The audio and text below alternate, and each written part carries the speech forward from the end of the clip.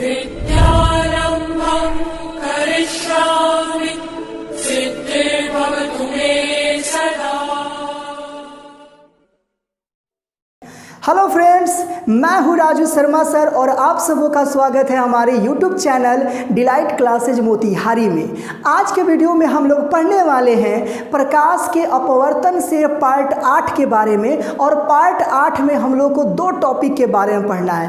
पहला टॉपिक है अपवर्तन के नियम और उनका उपयोग, और दूसरा टॉपिक है प्रिज्म। तो एक एक करके हम लोग समझ लेते हैं। सबसे पहले जान लेते हैं कि प्रकाश के अपवर्तन के क्या नियम है और उनका क्या उपयोग है। तो चलिए मेरे साथ, यहाँ पे मैं लिखा हूँ कि प्रकाश के अपवर्तन के दो नियम होते हैं।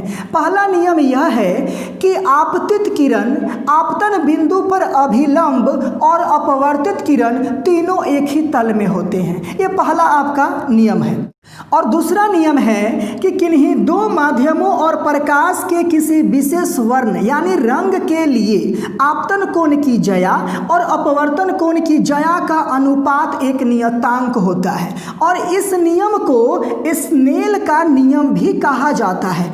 अर्थात आप ऐसे समझ सकते हैं कि आपतन कोण की ज्या यानी साइन आई बटा अपवर्तन कोण की ज्या साइन आर, ये क्या होता है? नियतांक होता है। चलिए अब हम समझ लेते हैं कि प्रकाश के अपवर्तन का दैनिक जीवन में क्या क्या भूमिका है।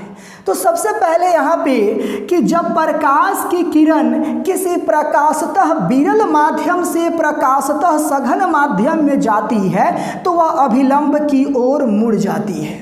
जैसा कि हम पिछला वीडियो में ही आप लोगों को हम बताए हुए थे, जब प्रकाश के अपवर्तन की व्याख्या के बारे में हम लोग पढ़ रहे थे तब। अब यहाँ पे दूसरा हमारा है कि जब प्रकाश की किरण किसी प्रकाशतः सघन माध्यम से प्रकाशतः विरल माध्यम में जाती है तो वह अभिलंब से दूर हट जाती है। और तीसरा है कि जब प्रकाश की किरण दो माध्यमों को अलग करने वाली सतह पे लंबवत पड़ती है तो वह बिना मुड़े यानी बिना अपवर्तन के सीधा निकल जाती है।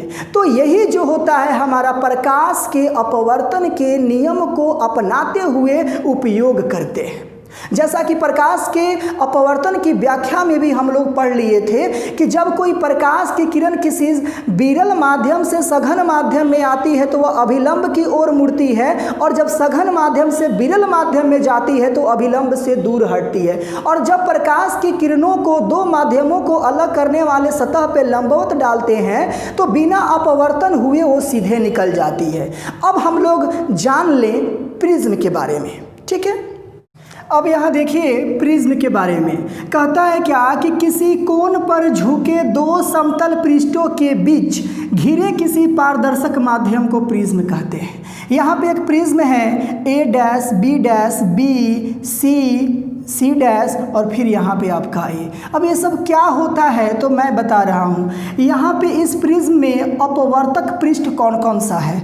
तो अपवर्तक यानी ऊपर से जो पृष्ठ आता है A B dash A dash, तो यहाँ लिखेंगे A B dash A dash. इधर इस साइड का अपवर्तक पृष्ठ हो गया। तथा अब इधर का देखिए A C dash A dash, तो यहाँ लिखेंगे A C dash A dash. Clear हुआ? ये आपका अपवर्तक पृष्ठ हुआ। अब अपवर्तक कोण क्या होता है? तो जो अपवर्तक पृष्ठ जिस सरल रेखा पे आकर के मिलता है वही रेखा कोण कहलाता है। तो किस पे आकर ये मिल रहा है? A डैश पे, तो यहाँ लिखेंगे A डैश जो है आपका अपवर्तक कोण है। अब प्रिज्म का आधार क्या है? तो प्रिज्म का आधार B C dash B dash, यहाँ लिखेंगे C डैश B डैश। अब आता है कि प्रिज्म का अपवर्तन कोण कहाँ है? तो प्रिज्म का अपवर्तन कोण जो है यहीं पे है, तो इसको क्या कहेंगे? A। अब देखिए कि प्रिज्म से होकर प्रकाश का अपवर्तन कैसे होता है। तो यहाँ पे PE जो है और इसी को डॉट डॉट करके बढ़ाए हैं आगे तक तो T तक गया है, तो PET जो है हमारा आपतित किरण है। कौन सा किरण है? आपतित किरण। ठीक है, चलिए उसके बाद में DFS, ये हमारा क्या है? तो FRS जो है हमारा क्या है?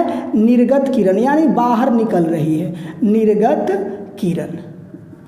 तो यहाँ पे आपतित किरण आपका PET और हमारा निर्गत किरण DFS के बीच के कोण हमारा TDS है, यह वाला कोण। तो इसी वाले कोण को हम लोग कहते हैं विचलन कोण। अब ये विचलन कोण जो है प्रिज्म के अपवर्तन कोण पर निर्भर करता है, इसलिए मैं यहाँ पे लिखाया भी हूँ कि आपतित किरण PET तथा निर्गत किरण DFS के बीच के कोण TDF, यही वाला कोण को विचलन कोण कहते हैं। और यह प्रिज्म के अपवर्तन कोण पर निर्भर करता है कि प्रिज्म का अपवर्तन कोण जितना अधिक होगा उतना ही आपका विचलन कोण भी अधिक होगा। तो मैं उम्मीद करता हूं कि ये वीडियो आप लोग को बहुत अच्छा लगा होगा और आप लोग को समझ में भी आया होगा। तो हमारे वीडियो को आप लोग लाइक कर दीजिए, दोस्तों के पास शेयर कर दीजिए, और अभी तक हमारे चैनल को सब्सक्राइब नहीं किए हो तो प्लीज़ हमारे चैनल को सब्सक्राइब भी कर दीजिए। मिलते हैं कल अगले वीडियो में, तब तक के लिए राधे राधे।